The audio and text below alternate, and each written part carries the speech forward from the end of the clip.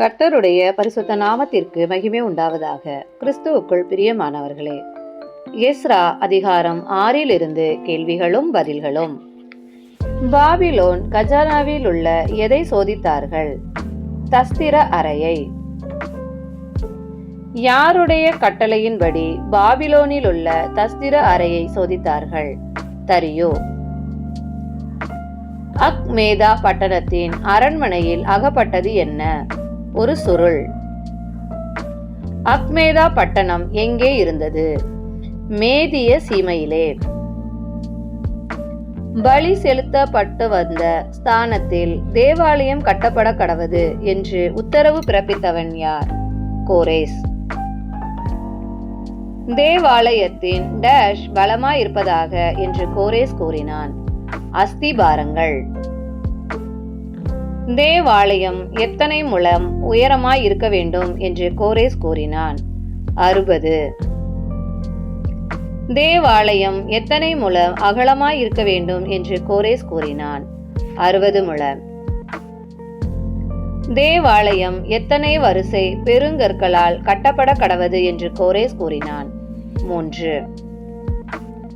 தேவாலயம் ஒரு மச்சு வரிசை எவைகளால் கட்டுப்பட வேண்டும் என்று கோரேஸ் கூறினான்? புது உத்திரங்கள். தேவாலயத்துக்கு செல்லும் செலவு எங்கே இருந்து கொடுக்கப்படுவதாக என்று கோரேஸ் கூறினான்? ராஜாவின் அரமனை.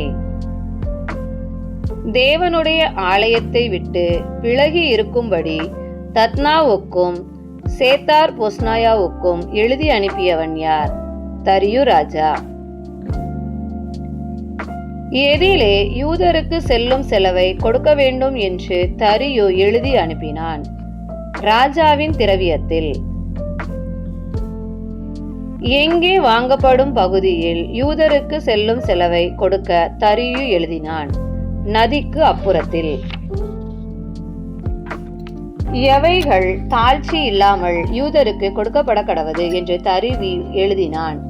பரலோகத்தின் தேவனுக்கு சர்வாங்க தகன பலியிட தேவையானவை. ஆசாரியர் எவர்களுக்கு தீர்க்காயுசுண்டாக மன்றாடும்படி பலியிட தேவையானதை கொடுக்கப்பட தரியு எழுதினான்? ராஜாவுக்கும் அவர் குமாரருக்கும். தரியு ராஜாவின் கட்டளையை மாற்றுகிறவனின் வீட்டில் இருந்து எது பிடுங்கி நாட்டப்படும்? ஒரு உத்திரம். பிடுங்கி நாட்டப்பட்ட உத்திரத்தில் தூக்கி போடப்படுபவன் யார்? தரியு ராஜாவின் கட்டளையை மாற்றுகிறவன். தரியு ராஜாவின் கட்டளையை மாற்றுகிறவனின் வீடு என்னவாக்கப்படும்? குப்பைமேடு. எவர்களை தேவன் நிர்மூலமாக்க கடவ என்று தரியு எழுதினான்?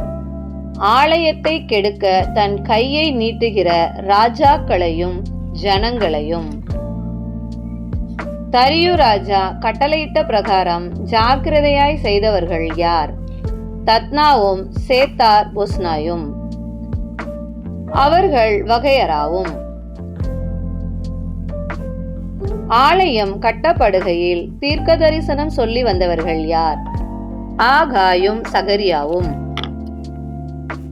ஜனங்கள் யார் யாருடைய கட்டளையின்படி எல்லாம் ஆலயம் கட்டி முடித்தார்கள்? தேவன், கோரேஸ், தரியு மற்றும் அர்தசஷ்டா. அர்தசஷ்டா எதின்மேல் ராஜாவாய் இருந்தான்? பெர்ஷியா. தரியு ராஜாவின் எத்தனையாவது வருஷத்தில் ஆலயம் கட்டி தீர்ந்தது? 6ஆம் வருஷம். ஆலயம் கட்டி முடிக்கப்பட்ட மாதம் எது? ஆதார். ஆதார் மாதத்தின் எந்த தேதியில் ஆலயம் கட்டி முடிந்தது? 3ஆம் தேதி. ஆலய பிரதிஷ்டையை சந்தோஷமாய் கொண்டாடியவர்கள் யார்? இஸ்ரவேலர், ஆசாரியர், லேவியர் மற்றும் சிறையிருப்பிலிருந்து வந்தவர்கள். தேவனுடைய ஆலயத்தின் பிரதிஷ்டைக்காக பலியிடப்பட்ட காளைகள் எத்தனை? 100. தேவனுடைய ஆலயத்தின் பிரதிஷ்டைக்காக பலியிடப்பட்ட ஆட்டுக்கடாக்கள் எத்தனை? 200.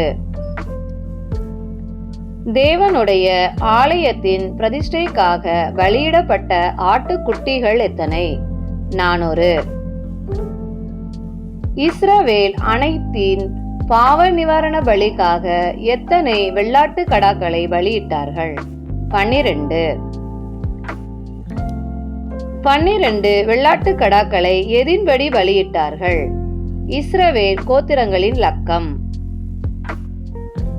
தேவனுடைய ஆராதனைக்கென்று வகுப்புகளின்படி நிறுத்தப்பட்டவர்கள் யார்? ஆசாரியர். தேவனுடைய ஆராதனைக்கென்று முறை வரிசைகளின்படி நிறுத்தப்பட்டவர்கள் யார்? லேவியர். சிறையிருப்பில் இருந்து வந்தவர்கள் எப்பொழுது பஸ்காவை ஆசரித்தார்கள்? முதல் மாதம் 14ஆம் தேதி. பஸ்காவின் போது ஒருமனப்பட்டு தங்களை சுத்தம் பண்ணி கொண்டவர்கள் யார்? ஆசாரியரும் லேவியரும். எவைகளை விட்டு இஸ்ரவேலரிடம் சேர்ந்தவர்கள் பஸ்காவை புசித்தார்கள்? பூலோக ஜாதிகளின் அசுத்தம். சிறையிருப்பில் இருந்து வந்தவர்கள் எதை 7 நாளாக சந்தோஷத்துடன் ஆசரித்தார்கள்? புளிப்பில்லாத அப்ப பண்டிகை.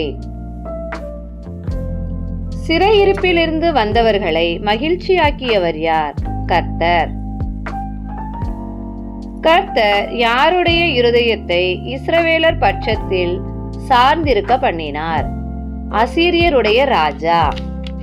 தேவனுக்கே மகிமை உண்டாவதாக. இக்கேள்விகள் வேதாகம புதையல் புத்தகத்தில் எடுக்கப்பட்டவை. நன்றி.